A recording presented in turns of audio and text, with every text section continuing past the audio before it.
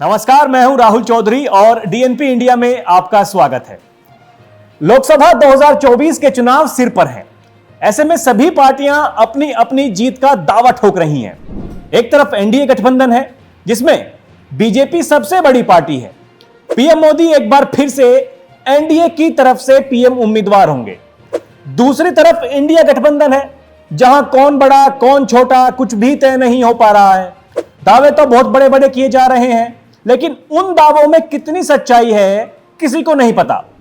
अभी तक गठबंधन केवल संयुक्त रैलियां करने पर ही विचार बना पाया है और उसके लिए सबसे बड़ा खतरा संसद का विशेष सत्र है। माना जाता है कि केंद्र की गद्दी का रास्ता यूपी से होकर जाता है। अब ऐसे में बीजेपी यूपी की 80 सीट जीतना चाहती है। पार्टी की तैयारी फुल है। पार्टी को अगर खतरा है तो जाटलैंड यानी पश्चिमी यूपी से। पार्टी कई बार आरएलडी के नेता जयंत चौधरी को अपने पाले में लाने का प्रयास कर चुकी है। 2014 लोकसभा चुनाव से लेकर 2022 के विधानसभा तक हर चुनावों में बीजेपी राष्ट्रीय लोकदल पार्टी के साथ चुनाव लड़ने का प्रयास कर चुकी है, लेकिन कभी कामयाब नहीं हो पाई। बीजेपी के चाणक्य कहे जाने वाले अमित शाह भी कह चुके हैं कि जयंत ने गलत घर चुन लिया है। उसके बावजूद पार्टी ने 2017 के बाद से हर छोटे से बड़े चुनाव में बढ़िया प्रदर्शन किया है। अब जयंत नहीं आए तो फिर पार्टी ने भूपेंद्र चौधरी को उत्तर प्रदेश का पार्टी अध्यक्ष बनाया। भूपेंद्र चौधरी जाट बिरादरी से ताल्लुकात रखते हैं। भूपेंद्र चौधरी को अध्यक्ष बनाने जाए 1 साल से ऊपर हो गया है और अभी बीजेपी ने एक बड़ा फेरबदल करते हुए यूपी में 57 जिलों के नए जिला अध्यक्ष घोषित किए हैं।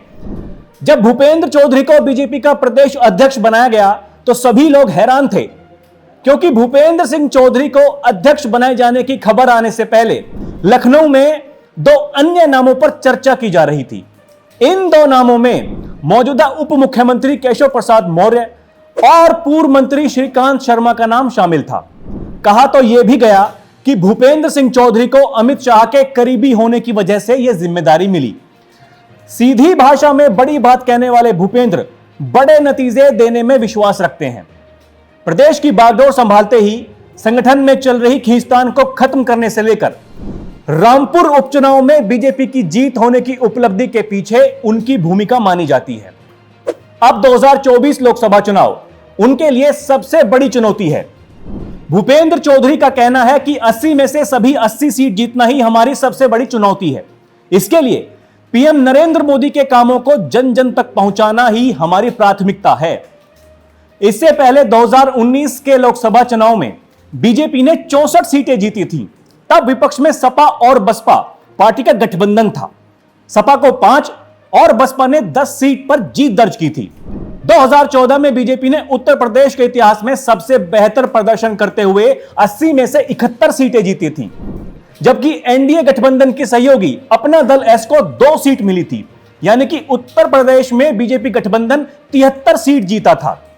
राजनीतिक जानकार उत्तर प्रदेश में बीजेपी की स्थिति बहुत मजबूत मान रहे हैं। हाल ही में हुए एक सर्वे के मुताबिक बीजेपी यूपी में 73 सीटें जीत सकती है। अगर ऐसा हुआ तो उत्तर प्रदेश से यह बीजेपी के लिए महत्वपूर्ण बढ़त होगी। इसी साल हुए निकाय चुनाव में भी बीजेपी को बड़ी कामयाबी मिली थी, जहां पहली बार बीजेपी सभी नगर निगम में जीत दर्ज करते हुए 88 नगर पालिका परिषद और 191 नगर पंचायत में जीत दर्ज करने में कामयाब हुई थी। अब बीजेपी अपने दावों पर कितनी खरी उतरती है यह तो आने वाला समय ही बताएगा। अभी के लिए इतना ही। फिर मिलेंगे एक नई खबर के साथ, एक नए मुद्दे के साथ। नमस्कार।